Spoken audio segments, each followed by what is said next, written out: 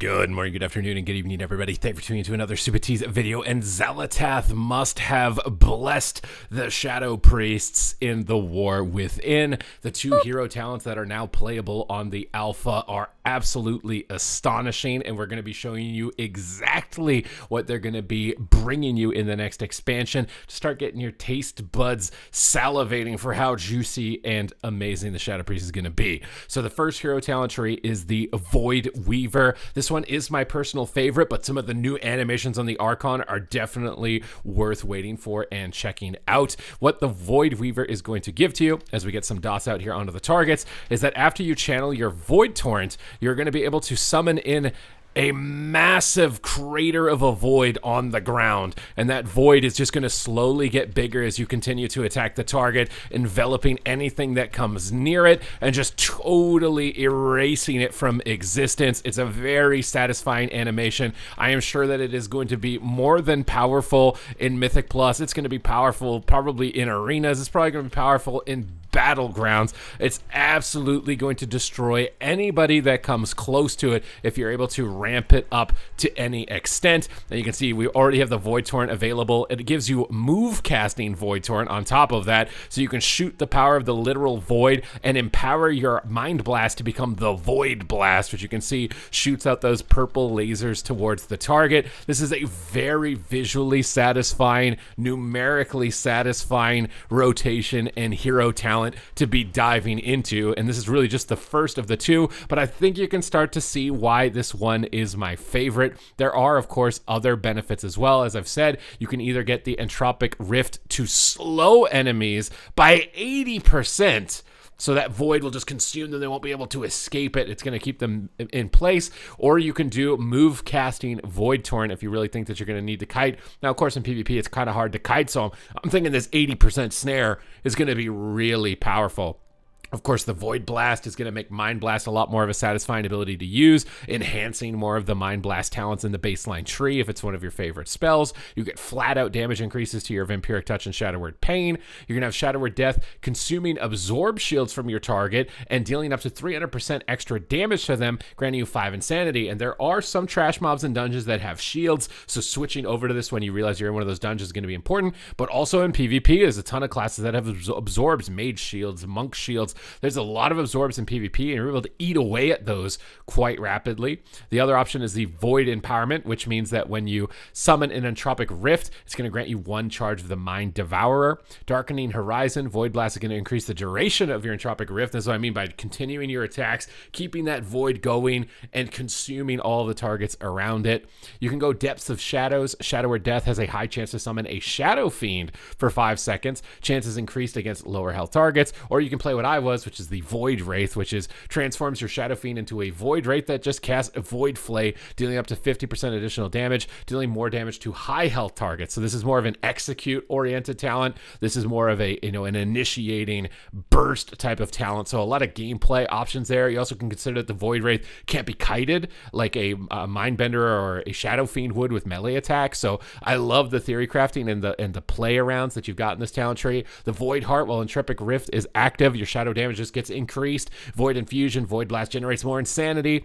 Void Leech, every 2 seconds, siphon an amount equal to 3% of your health from a nearby ally. So, those healers aren't healing you.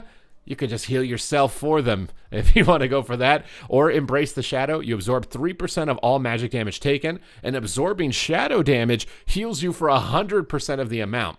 Now, there's a lot of this type of stuff with like fire nature damage on these talent trees. I'm thinking these are probably going to be tuned for PvP because I mean, you're going to delete other Shadow Priests or Affliction Warlocks from the game with a mechanic like this. So I'm kind of expecting that that's going to get toned down. And then the Collapsing Void. Each time you cast Devouring Plague, Entropic Rift is empowered, increasing its damage and size as we just showed. And after Entropic Rift ends, it collapses, dealing a massive amount of damage. So it's a nice kind of build swelling moment with a bunch of different synergies that enhance and make all of your other existing abilities a lot cooler and more awesome. This is by far and by definition exactly what a hero talent tree needs to be. Shadow Priest, you guys are being satisfied with this one. Now, the Archon, this is a talent tree that was reworked because of all the complaints that were given to it, and it focuses around Halo. And I was at first thinking, like, Halo's not that great of a spell. Like, am I really going to get excited for Halo? But we'll load up some dots on these targets, we'll pop our power infusion, we'll go into void form, we'll show you the Halo of Death, as it's like a Resident Evil laser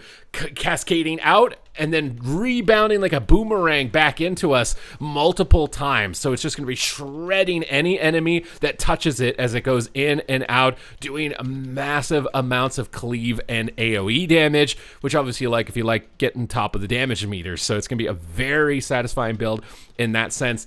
I personally like the Rift a little bit better. I do think thematically that there is a little bit of overlap, but they definitely made Halo cool with this one, which I didn't think was going to be possible. But when you cast Halo, it's going to cause you to create a Halo at 100% effectiveness and additionally increase the radius of the Halo, as we could see, just spreading it across multiple targets. Perfected form, your damage dealt is just going to be flat out increased by 10% during Dark Ascension or by 15% during Void form, so it's going to give you a bit more burst oriented with this tree. Resonant Energy, enemies damaged by your Halo take 10% increased damage from you for 5 seconds, because this is a lot more kind of burst focused. This is more sustained swelling, so that could be important in terms of selecting these. Manifested Power, creating a Halo grants a surge of insanity. We get a choice node for Shock Pulse. Halo damage reduces enemy movement speed by 25% for 5 seconds, stacking up to 2 times. So we get a 50% snare versus an 80% snare. I feel like the No Escape's a little bit stronger on that end, but we have Incessant Screams, which is basically going to extend your Psychic Scream by like an extra 4 seconds.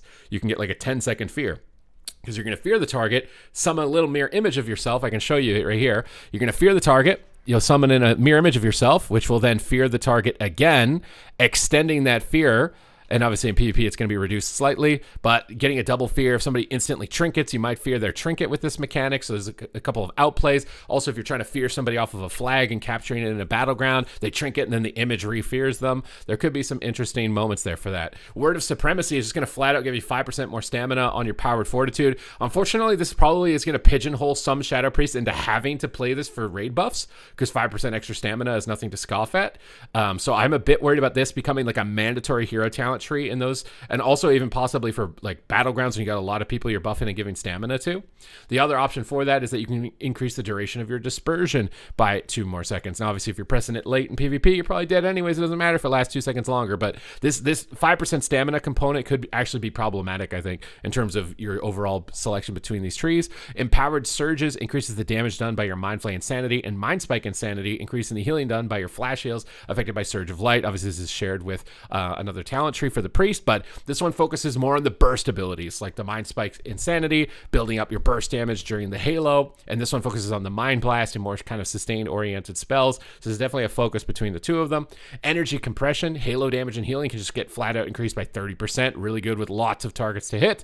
Sustained Potency, creating a Halo extends the duration of Dark Ascension or Void form, or you can get some extension. If Dark Ascension and Void form are not active, up to 6 seconds is stored and then applied to the next time that you gain them. So this way you don't feel like you have to hold on to anything to line it up. You can kind of just send it and it's just going to slot in with the next time that you get it, making it more of a smooth rotation. Concentrated Infusion, your power infusion effect will just grant you an additional 10% more haste. It's going to be way more bursty.